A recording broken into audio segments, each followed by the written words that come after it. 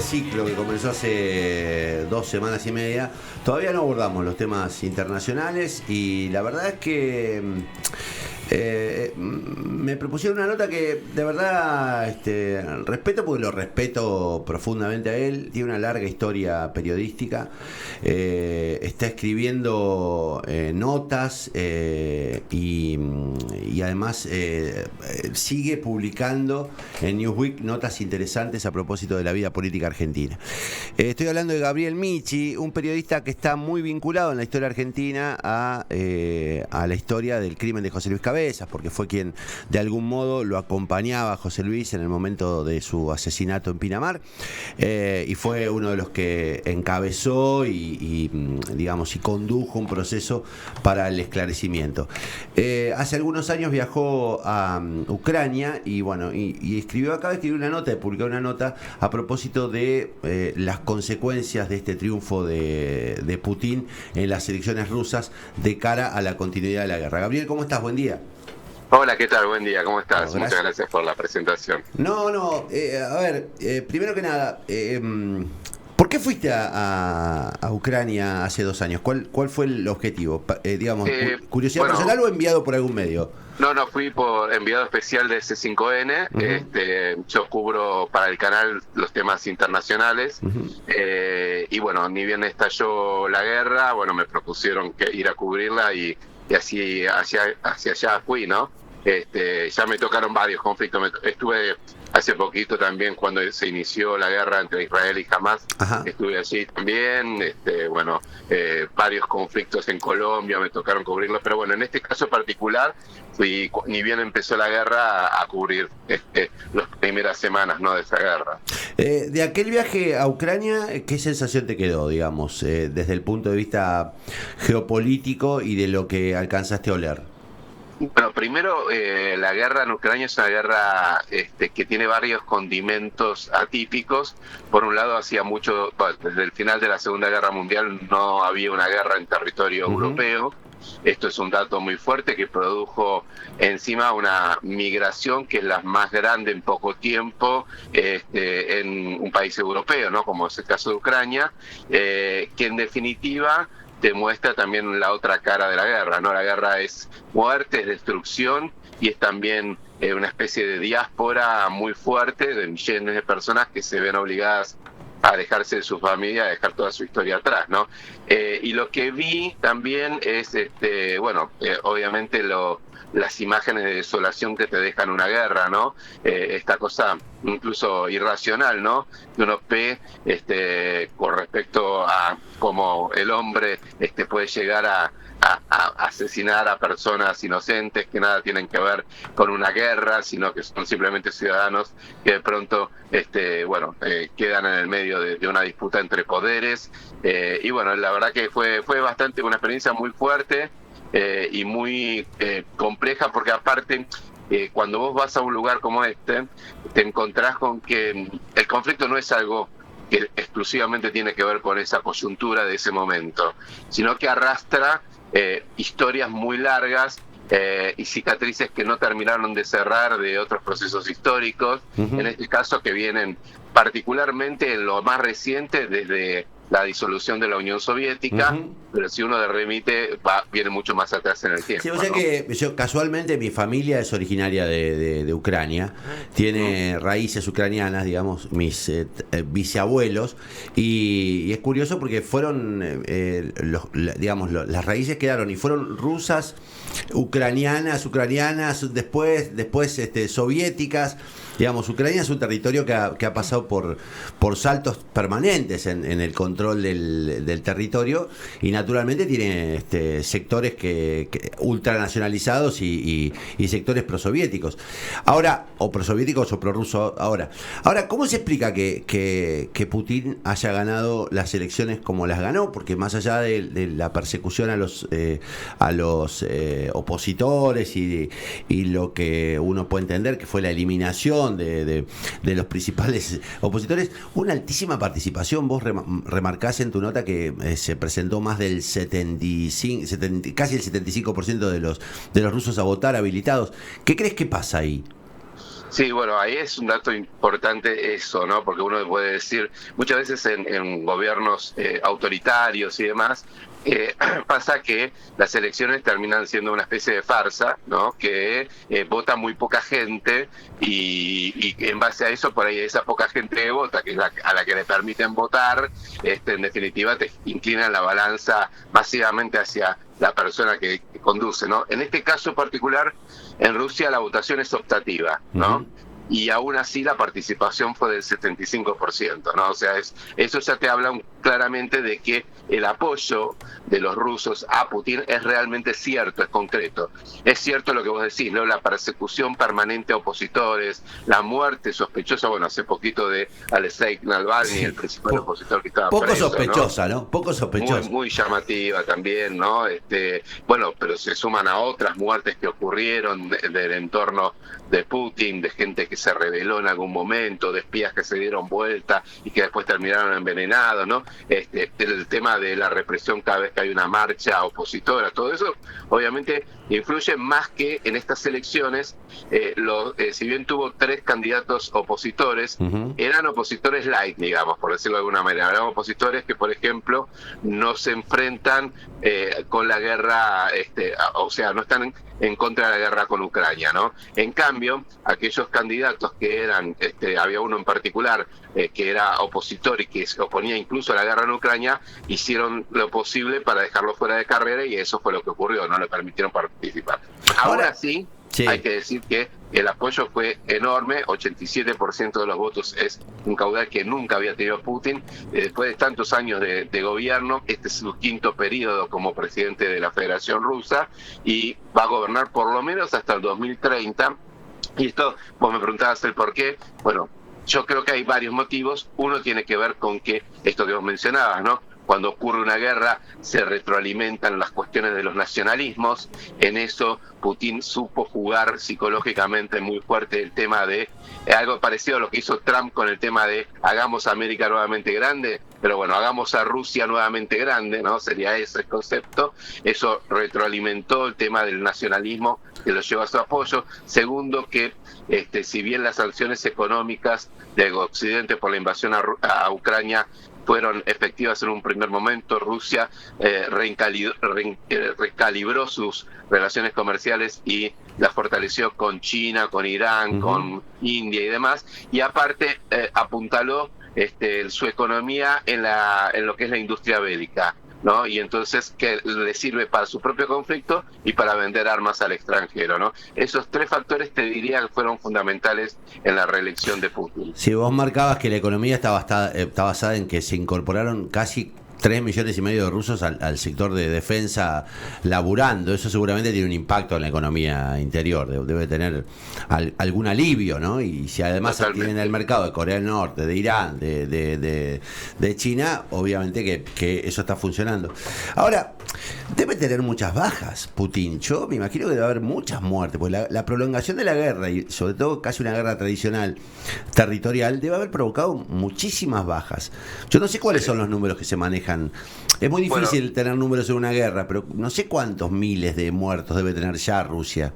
Mira, justamente cuando se cumplieron los 2 años de la guerra, el 24 de febrero pasado, yo hice una nota para mi sitio que es Mundo News, donde salió esta nota que vos mencionabas de Putin, y ahí, bueno, traté de rastrear de las fuentes más confiables a ver cuáles son las cifras actualizadas de víctimas. Y el problema con que vos te encontrás, y esto lo repito siempre, que es el hecho de que en una guerra lo primero que muere es la verdad, ¿no? O sea, la primera víctima es la verdad, porque obviamente te tratan de operar de un lado y del otro, dibujando por un lado que las víctimas del lado de enfrente son mucho mayores y las propias son mucho menores.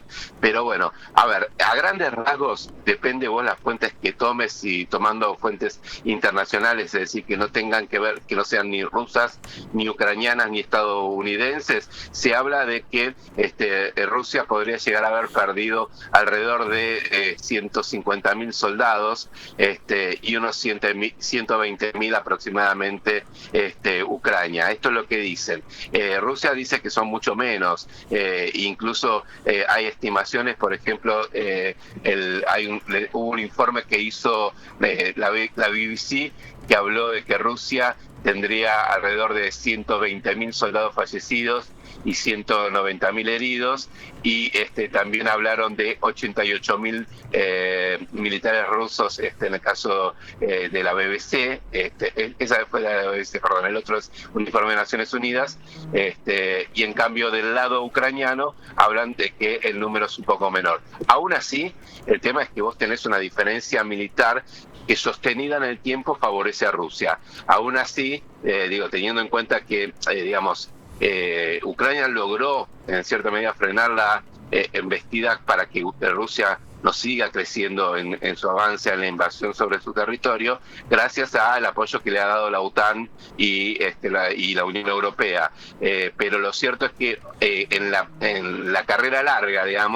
la situación parece favorecer a Rusia, que con este redireccionamiento hacia la industria bélica está produciendo casi el doble de municiones que producen Estados Unidos y la Unión Europea en su conjunto, ¿no? Esto es un dato fundamental para tener en cuenta, ¿no? Si bien la guerra hoy por hoy se volcó hacia una guerra de drones, y las otras últimas explosiones que nosotros estamos viendo de un lado y del otro tienen que ver con la utilización de drones, en el campo de batalla la provisión de municiones es fundamental, y eso ha hecho, por ejemplo, que en las últimas semanas Ucrania, por falta de municiones, tenga que replegarse de algunas ciudades y perder el control sobre algunas de ellas, ¿no?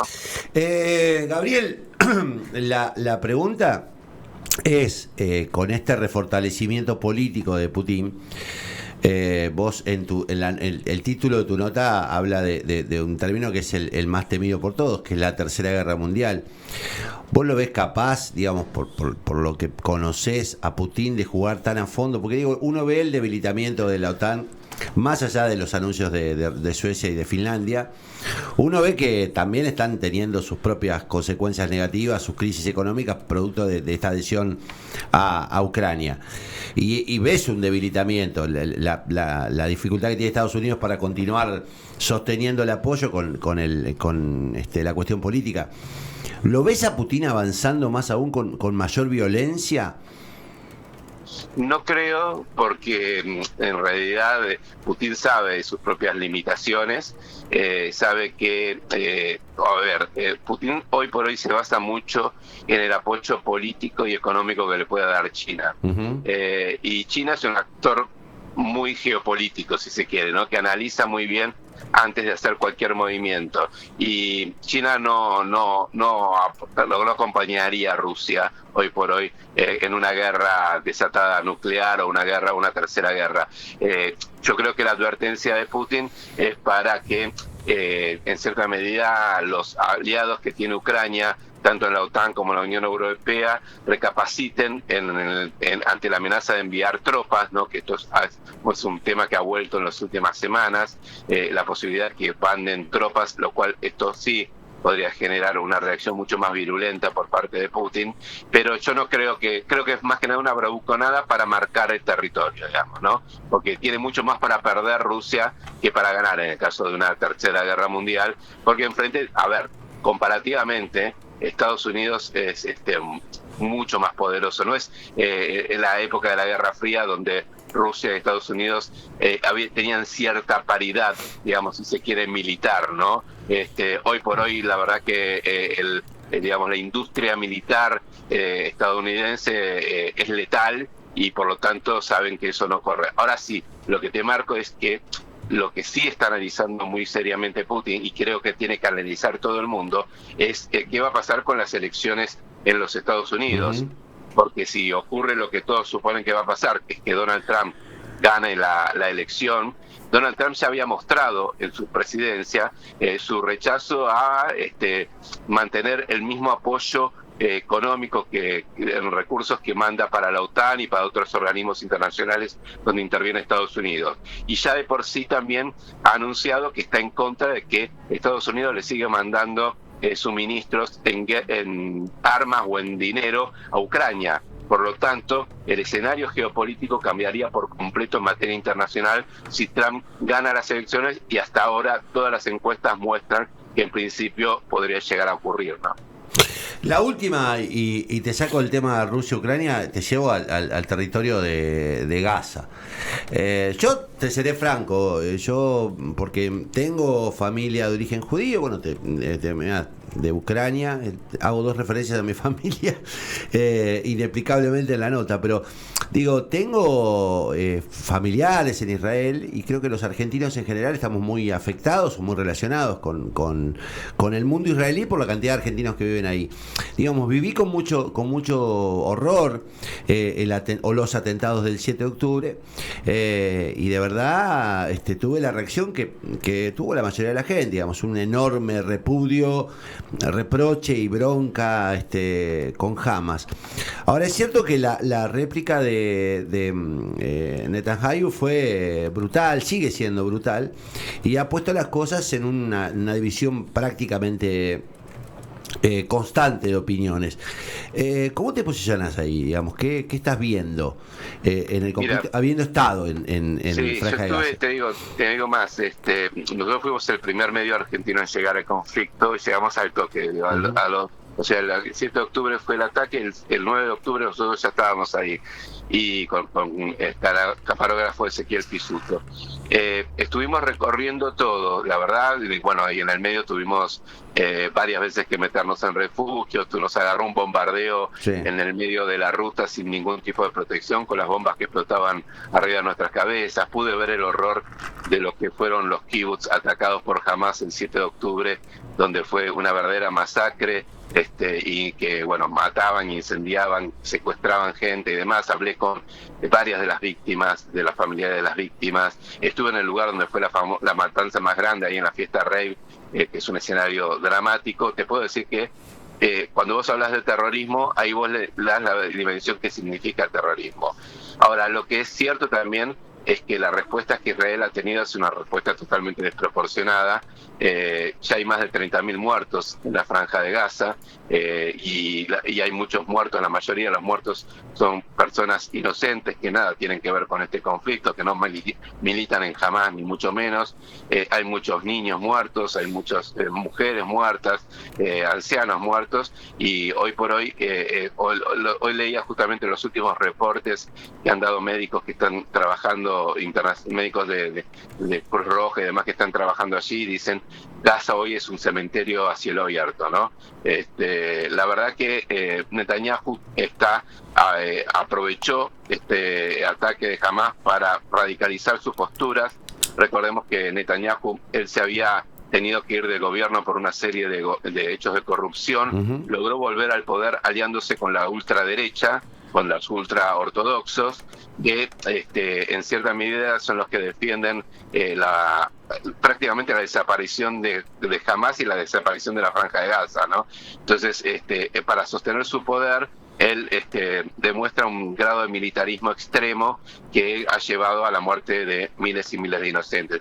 Es decir, no se puede responder, un Estado no puede responder al terrorismo cometiendo una masacre indiscriminada, porque en un punto te pones en pie de igualdad con los terroristas, ¿no? Entonces, para mí es condenable, obviamente, el terrorismo. Es una bajeza lo que hicieron, matando gente inocente, matando chicos, violando mujeres y demás cuando fue el ataque del 7 de octubre, pero es también totalmente repudiable lo que está haciendo Netanyahu en la Franja de Gaza. Sí, a mí me cuesta. Al principio tuve una actitud muy